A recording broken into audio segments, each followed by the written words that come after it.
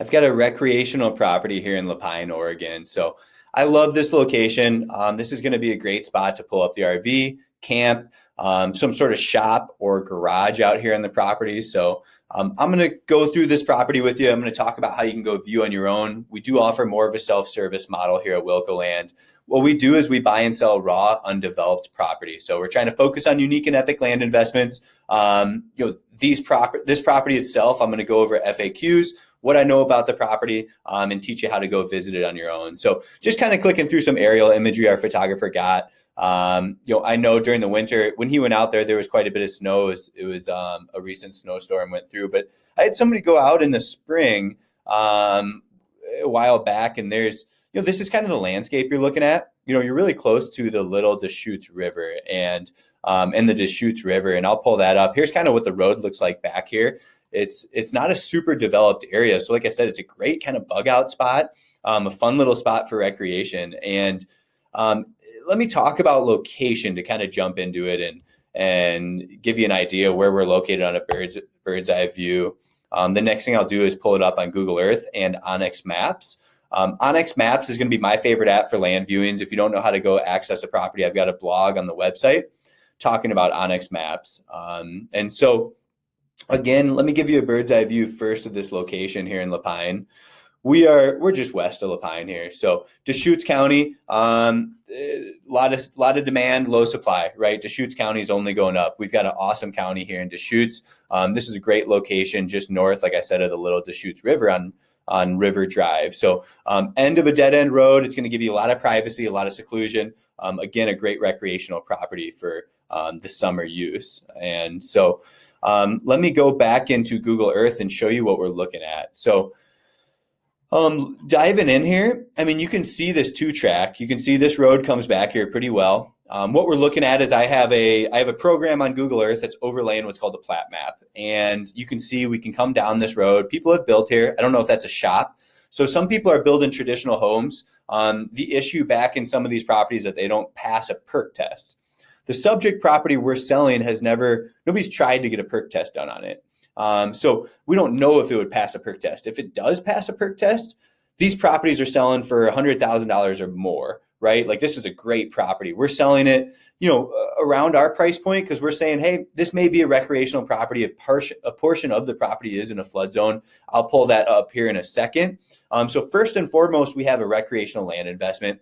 What people are doing on these properties that don't perk, they're doing RVs, they're doing campers, they're getting, unique ideas like tiny homes, storage containers, like shops, like garage shops that you can hook utilities up to, plug your boat in, plug your van into, whatever you're looking to do. They're finding creative ways to develop or find ways around development that don't require septic systems, that don't require traditional septic systems. So, maybe look for a sand filter system. New technology comes out in the future and there's other septic options you have. So again, nobody's done that due diligence. Now that's a huge value added opportunity if you're to pick this property up. We think we have it priced in mind to sell as a recreational land investment. I'm pretty confident in that. But like I said, if it is buildable, this is worth 2 to 3 times what we're asking for the property. So I'll bring it up. Like I said, there's no neighbors. There's a lot of privacy out here. There's a lot of good use for recreation, and people are building right along here. Who's to say that this property can't pass a perk test somewhere up here on the property? So again, we don't know that. We haven't gone through that. That's a lot of our buyers are the type of people to go do some of those value added projects and know that they have a really good recreational land investment for the time being. So I'm just kind of clicking through here. We copied the coordinates. I want to show you guys the coordinates here in Onyx Maps. This is my favorite app to use for land viewings. You can just simply plug in the GPS coordinates. I've got a blog on the website talking about this, but you're plugging in coordinates. You can see again, there's a road platted out. It's called River Drive. Goes to the end here. You can see that the property next door is owned by the county, Deschutes County. So no development's probably happening there unless it gets sold at a tax sale. But here's our lot. And so you can see these, river drives running up to it. So easy access, again, very private back there, pretty undeveloped right now. So there's a lot of, potential to develop this, improve it, and potentially resell it. So RVs and camping is allowed. We touched on that. There are no public utilities. So again, it'd be well or sewer or septic. In 10 years, is that different? Is there water lines? Are there sewer lines running through this area? I don't know. I don't have that crystal ball, right? And so, getting back into the property and like floodplain and stuff, I did mention part of it is in a floodplain, which is why I have it priced as a recreational property. You can go on Dial Deschutes. Dial Deschutes is really helpful in looking at this stuff.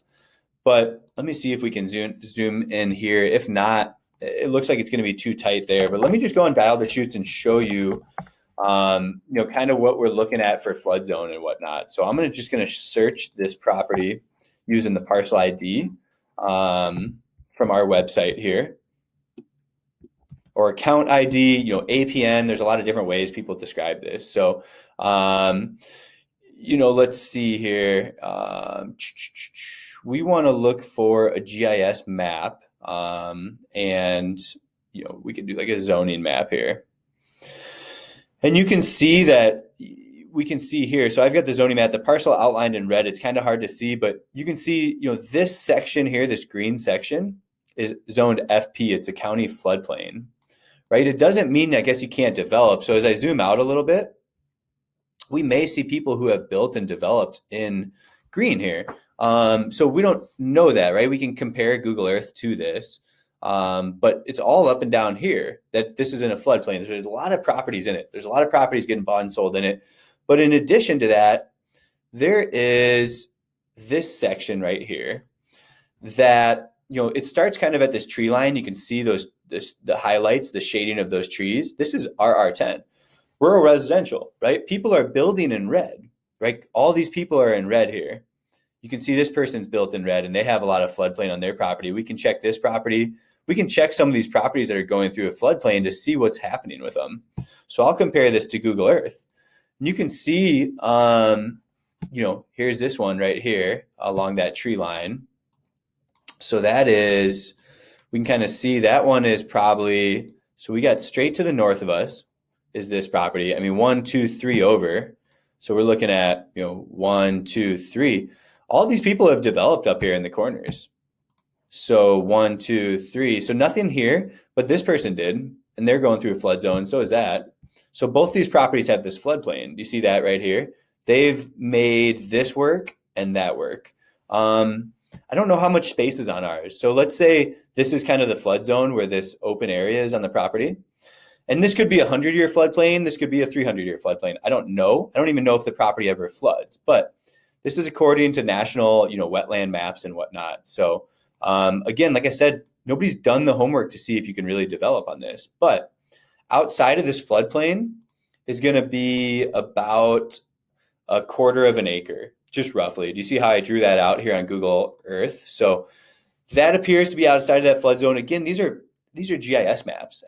These aren't perfect depictions of the property. Down here in the corner, you're going to have a space too that's supposedly out of the flood zone, right? So just something to keep in mind. I'm just trying to explain, why we have it priced where it is, and what to expect. The reality is you're buying a recreational land investment that could perk, that could easily be buildable and could be somehow developed, right? Whether it's going a non-traditional route, getting more creative with your development or land use, or you get a sand filter system passed, or you get some sort of system passed that can allow some sort of building on the back, corner of this property. That'd be a pretty cool land investment. Even as a recreational land investment, this has a lot of value. There's a lot of public areas to access the river nearby. Right behind you, you can see as we click in, this is owned by just the county. These are parks and whatnot on the river, Lapine Recreational District. So just to the south of our property, you can see it's Deschutes County ownership all the way to the river. So I'm clicking through all these parcels. I guess this is somebody else, but there's a lot of Lapine Park and Recreation District right behind the property. So there's a lot of potential use here for the property as it stands today, even without any development. So it's kind of everything in a nutshell for this Lapine property. I do have other land deals in Oregon. Again, give us a call. We offer a self-service model. All of our land is sold as is. Get out there, go view the property using the coordinates. Give us a call if you have questions. 605-299-5553.